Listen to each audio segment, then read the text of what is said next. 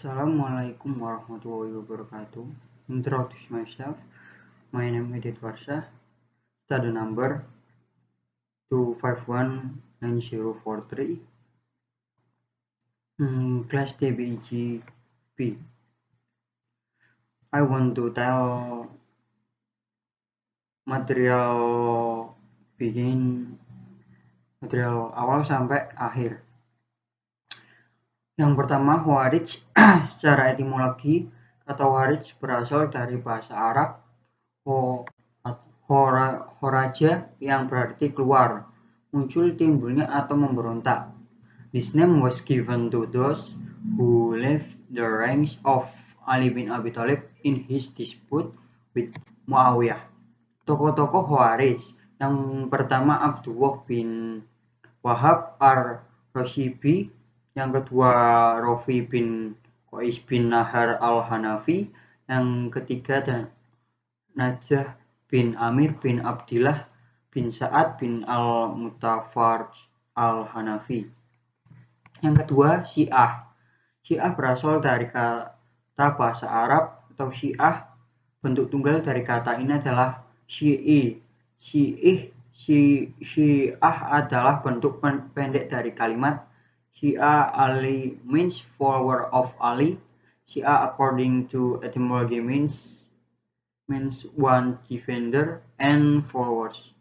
Besides that, it also means every people who get on a matter.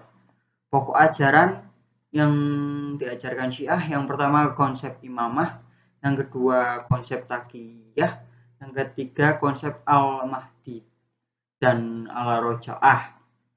Ajaran ini memiliki 4 aliran, yaitu sekte seperti Syiah al-Syabsiyah, Syiah Itsna Asy'ariyah, Syiah Syaidiyah, dan Syiah Bulat atau sesat.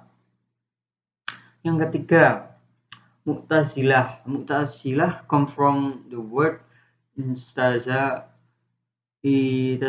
which means spirit.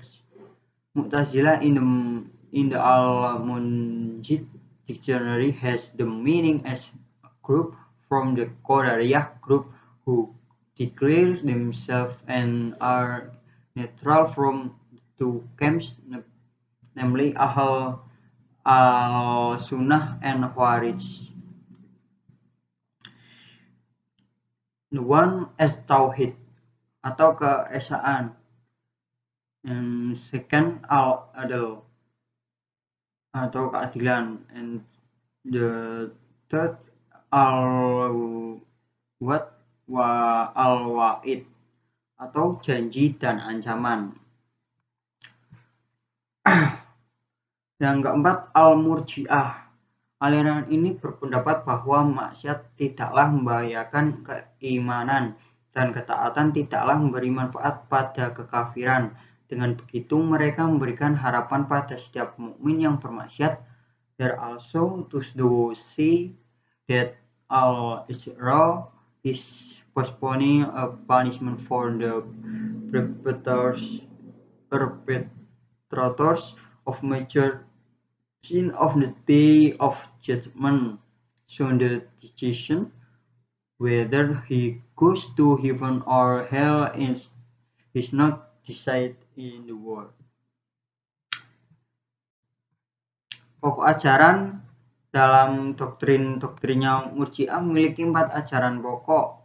And 1. Postpone the punishment of Ali, Muawiyah, Amr bin As, and Abu Musa al-Asy'ari, who were involved in tahkim and hand them over to Allah on the day of resurrection.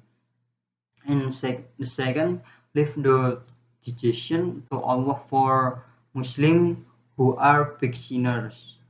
And third, putting on the importance of faith rather than certainty. The Murji'ah sect is divided into two groups, namely moderate Murji'ah and extreme Murji'ah.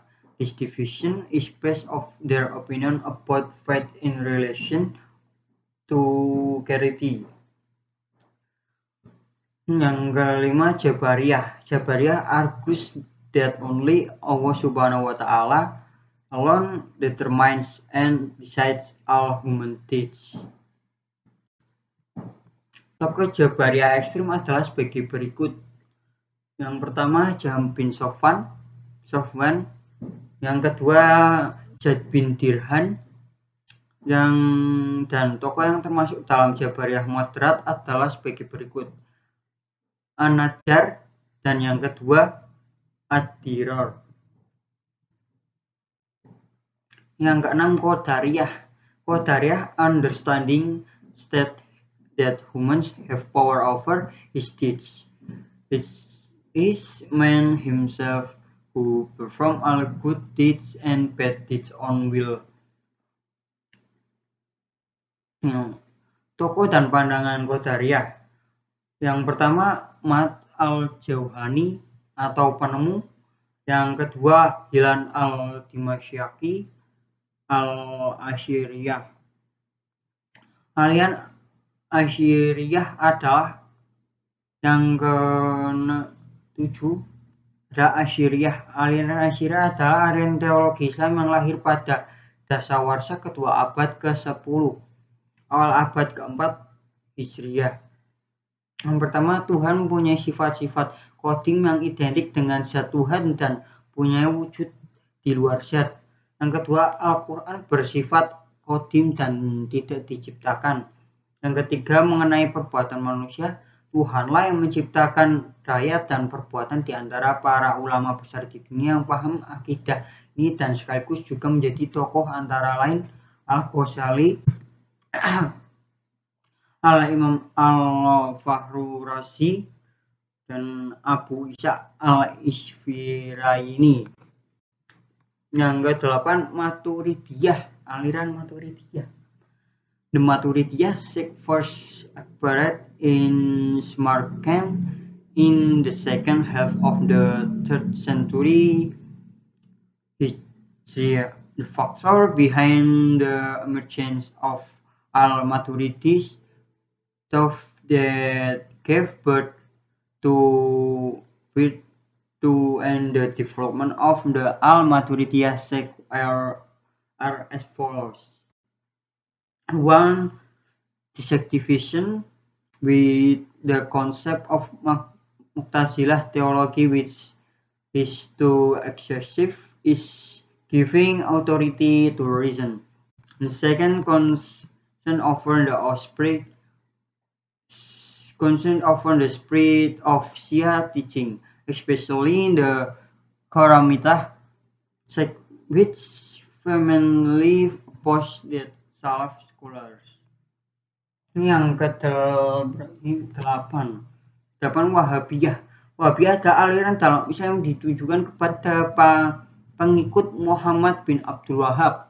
Muhammad bin Abdul Wahhab can be said to have been controversial since long ago and invite a lot criticism and even blasphemousness from many people. Their teaching are far from Islamic values. Therefore, the following are divisions for Wahhabis and teachings. Tokoh-tokoh aliran Wahabiyah. Yang pertama, Ibnu Taimiyah. Yang kedua, Muhammad bin Abdul Wahhab. Dan yang ketiga, Abdul Aziz bin Abdullah bin Bas. Yang ke-9, Ahmadiyah. Ahmadiyah, whose official name is Al-Jama'ah Al-Islamiyah Al-Ahmadiyah, is a sect in Islam founded in the 19th century by Mirza Ghulam Ahmad, is a person who proclaims him as Imam Mahdi and are still waiting for his arrival by Muslim. Tokoh-tokoh Ahmadiyah. Yang pertama, Yang pertama Mirza Ghulam Ahmad, yang kedua Hasrat Hakim Nuruddin, dan yang ketiga Hasrat Mirza Bashiruddin Mahmud Ahmad.